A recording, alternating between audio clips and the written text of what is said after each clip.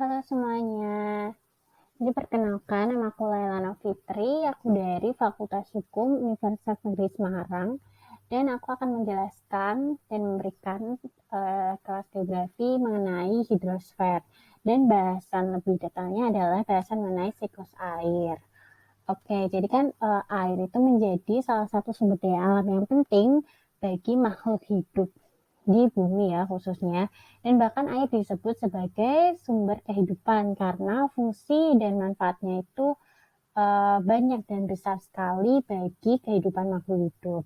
Nah, air ini termasuk salah satu sumber daya alam yang dapat diperbaharui.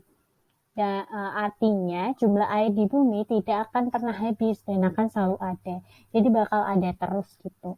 Nah, apakah kalian tahu nih kalau misalnya kenapa nih jumlah air di bumi tidak cepat habis gitu dan nggak akan habis, malah nggak akan habis ya. Nah, hal ini disebabkan karena adanya siklus air atau siklus hidrologi. Nah, atau juga yang disebut dengan daur air. Nah, siklus hidrologi atau siklus air ini terjadi sama pentingnya dengan ketersediaan air di muka bumi. Oke, kita bakal kenalan dulu sebelumnya sama bahasan yang lebih bahasan yang lebih atau menu utamanya yaitu hidrosfer. Jadi kita kenalan dengan hidrosfer. Hidrosfer adalah suatu keseluruhan sistem air di permukaan bumi yang mencapai 70%. Nah, hidrosfer di bumi ini mengalami siklus yang aku jelasin tadi, yaitu siklus hidrologi atau siklus air atau daur air sehingga jumlahnya selalu tetap. Oke. Terus kita berlanjut nih, apa nih siklus air atau siklus hidrologi atau dikenal dengan daur air. Jadi siklus air ini juga disebut daur air, yaitu suatu proses pendauran air secara alami melalui beberapa tahap. Nah, proses daur air atau proses hidrologi ini berlangsung salah satunya karena adanya sinar matahari di bumi. Jadi sinar matahari ini berperan banget buat siklus air ini atau siklus hidrologi ini. Nah, siklus air ini nggak akan pernah berhenti, berlangsung dari atmosfer ke bumi dan akan kembali ke atmosfer. Seperti namanya, siklus berarti dia itu membuat suatu lingkaran atau buat suatu keterkaitan. Jadi ini dari berlangsung dari atmosfer ke bumi, balik lagi ke atmosfer. Nah, lanjut.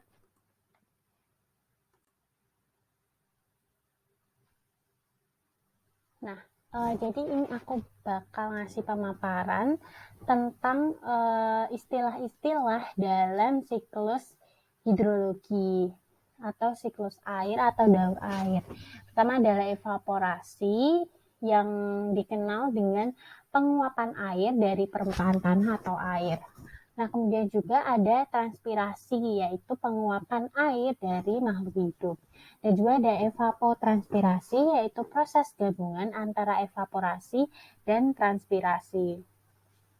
Nah, kemudian ada juga kondensasi, yaitu proses pengembunan uap air dalam membentuk awan. Kemudian ada juga presipitasi, yaitu proses awan berubah menjadi curah hujan. Dan ada juga adveksi, yaitu pergerakan uap air ke tempat yang lain yang disebabkan oleh perbedaan udara.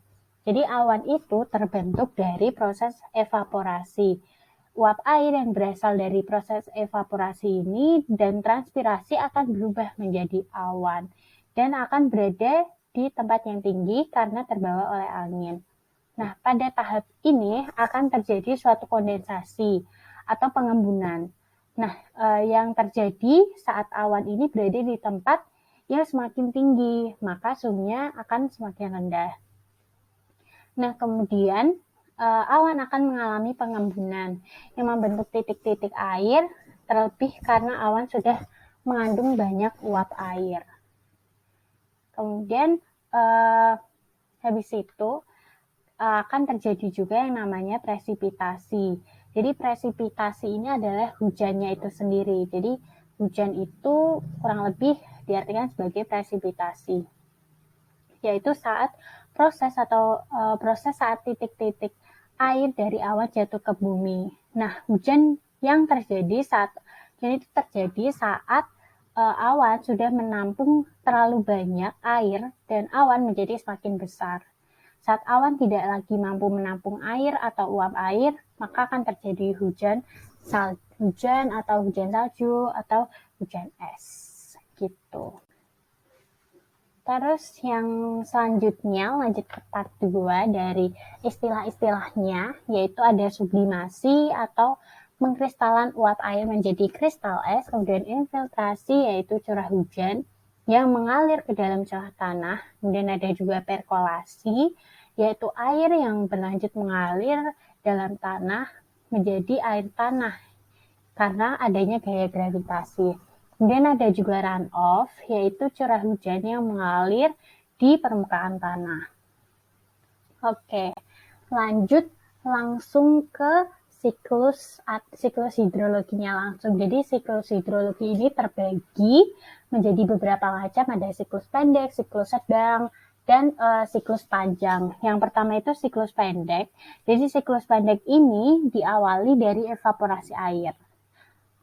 Evaporasi air laut ke atmosfer. Nah, pada ketinggian tertentu, uap air ini akan mengalami suatu kondensasi yang akan membentuk awan. Nah, awan yang tak mampu menahan beban air akan mengalami presipitasi dan terjadi hujan sehingga jatuh kembali ke air laut. Jadi kalau misalnya siklus pendek, itu kuncinya ada di hujannya itu jatuh ke air laut, dari air laut kemudian jatuh lagi ke air laut gitu. Kemudian selanjutnya ada yang namanya siklus sedang. Oke. Jadi kalau siklus sedang ini mirip sama siklus pendek, yaitu terjadi ketika air laut menguap, kemudian yang membedakan adalah uap air ini terbawa oleh angin menuju daratan. Nah, di ketinggian tertentu, uap air mengalami proses kondensasi menjadi awan. Nah, awan kemudian menjadi hujan yang jatuh di daratan, meresap kembali ke dalam tanah, sebagian diserap oleh akar tumbuhan untuk tumbuhan itu sendiri, kemudian sebagian lagi terbawa oleh aliran permukaan seperti aliran sungai atau aliran di parit. Gitu. Nah, air akan melewati berbagai macam saluran air yang ujungnya itu bakal ke laut. Jadi kalau misalnya siklus sedang itu jatuh di daratan, ada jatuh di daratan gitu. Kemudian yang selanjutnya, yang terakhir nih ada siklus panjang. Nah, siklus panjang ini benar-benar panjang, yaitu siklusnya itu diawali dengan evaporasi dan kondensasi air laut. Awan yang terbentuk dibawa oleh angin ke tempat yang lebih tinggi di area daratan. Nah, awan yang terbentuk tadi bergabung dengan uap air yang berasal dari evaporasi danau, sungai, dan juga transpirasi dari tumbuhan. Karena dipengaruhi ketinggian tempat, uap air mengenai lapisan udara dingin dan berubah menjadi salju. Nah, maka akan terjadilah hujan salju saat musim dingin dan juga membentuk bongkahan es di pegunungan tinggi. Nah, bongkahan es di pegunungan yang tinggi tadi akan meluncur ke tempat yang lebih rendah secara cepat akibat gaya gravitasi. Bongkahan es yang meluncur karena gaya gravitasi ini disebut dengan gletser.